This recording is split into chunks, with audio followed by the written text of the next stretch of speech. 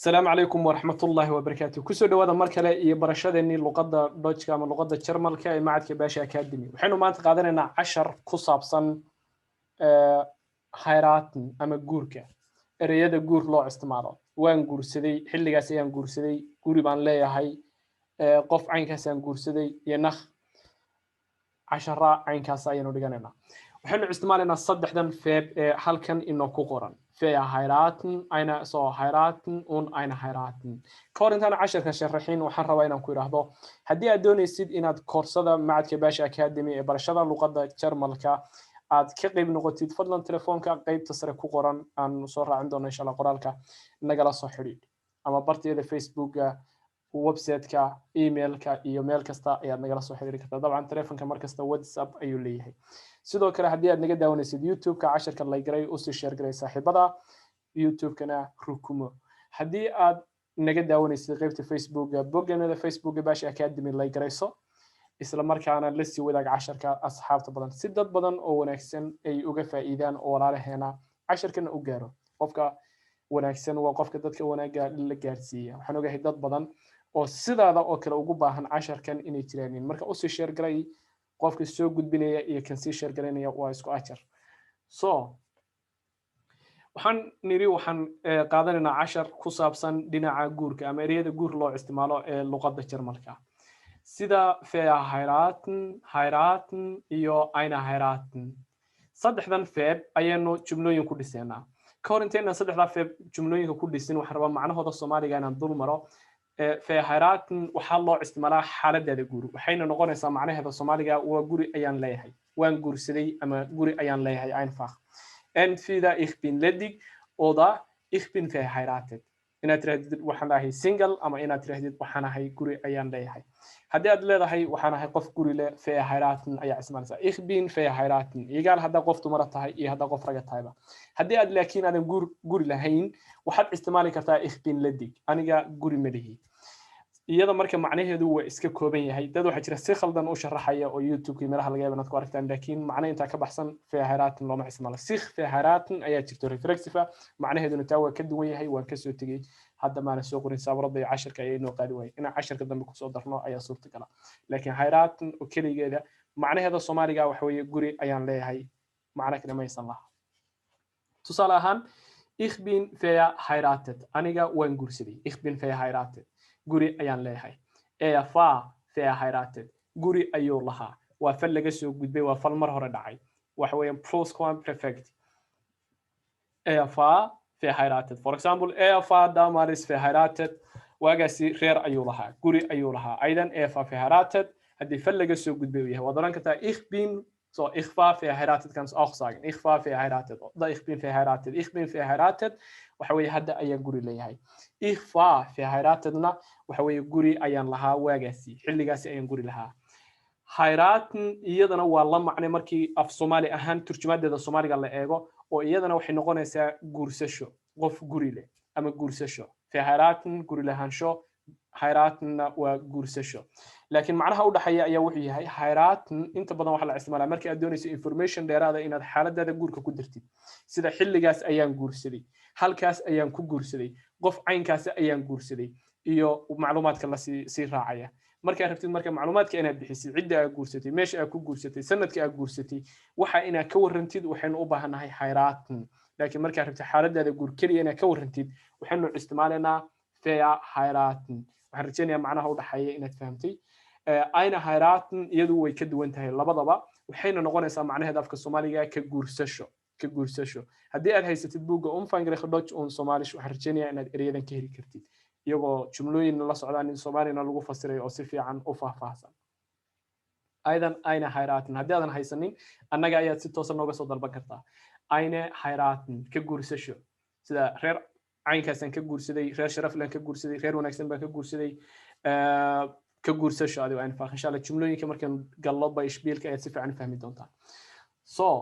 أيضاً verheiraten وحنا نري وحوي حالة الجور ich bin verheiratet أنيجا غير أيان ليهاي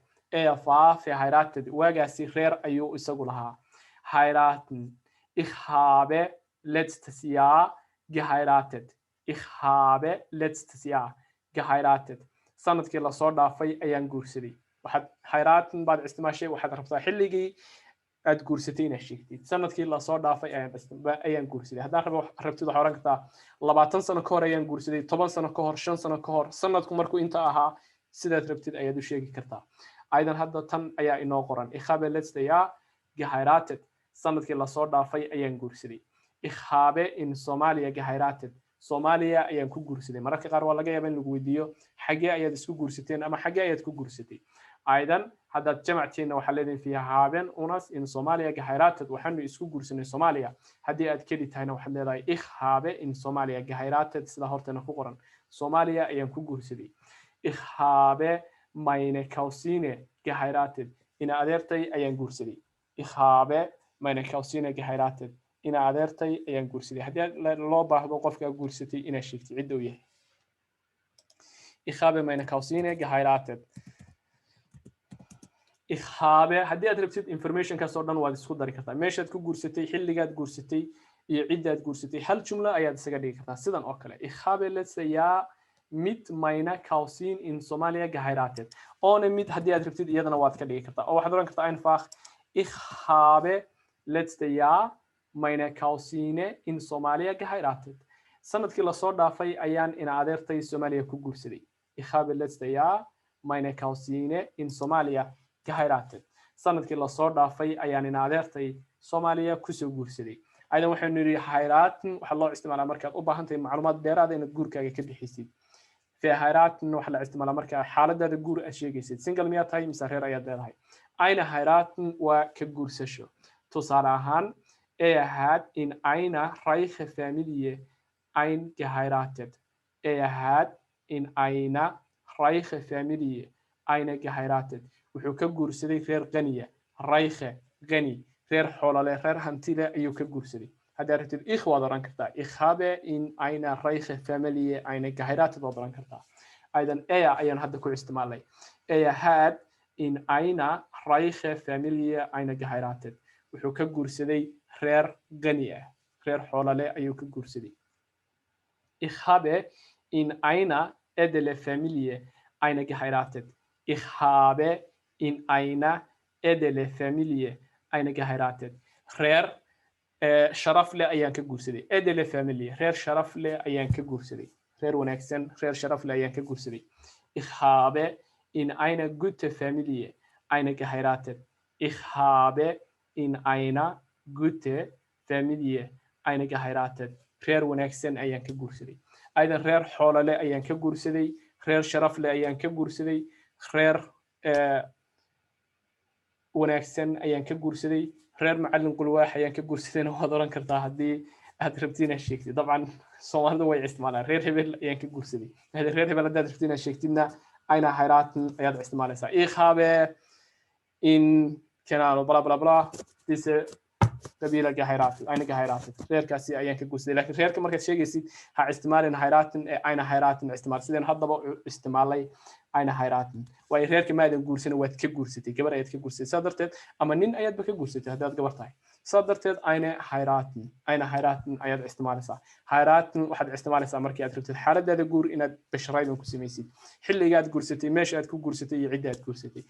heiratenna markii aad rabtid inaad sheegtid ma single baa tahay mise qof guri leh entweder ich bin ledig oder ich bin verheiratet verheiratet dad waxa jira ku dhisa jumlooyina ich bin letztes Jahr verheiratet ma saxna haddaad rabtid inaad letztes Jahr ku dartid heiraten isticmaal haddaad rabtid keliya xaaladaada gurina ku gaabsatid oo aad tiraahdo waan guri ayaan leeyahay keliya verheiraten isticmaal oo kuwa kale ha isticmaalin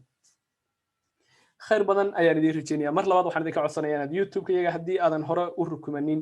oo aadan ka ahayn dadka ku xidhan aadan ahayn inaad rukumatid si casharradu ay si toos ah kugu soo gaaraan markasta aan cashar soo gelino